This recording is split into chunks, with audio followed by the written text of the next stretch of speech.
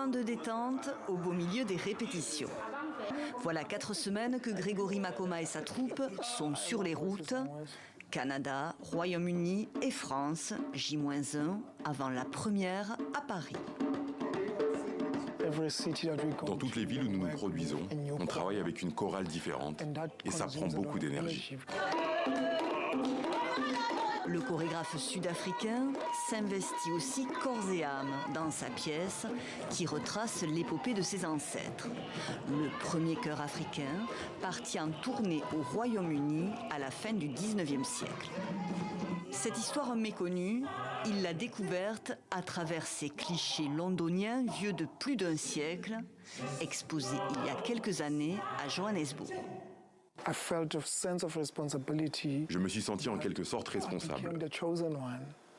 Comme si j'avais été choisi par les visages, les regards de ce chœur, comme si je devais porter un message et restituer l'énergie et l'âme de ces personnes, ce qui ne leur avait pas été permis à l'époque face aux colonisateurs.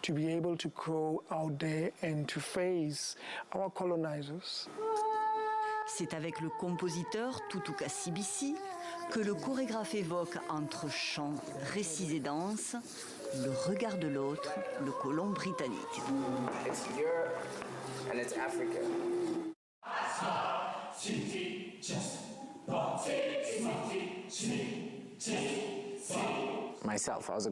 J'ai moi-même fait partie d'un chœur quand j'étais enfant et j'ai dû quitter l'Afrique du Sud à 13 ans pour me rendre 6 semaines au Japon.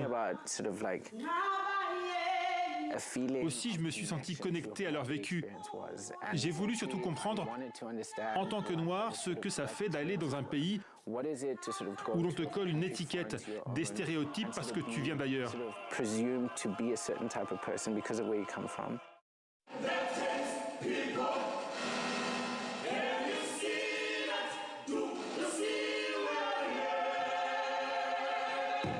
Une pièce qui restitue avec puissance les émotions et les voix des membres de ce chœur, la joie de découvrir l'ailleurs, mais aussi la peine face à l'exil, l'intolérance ou le racisme.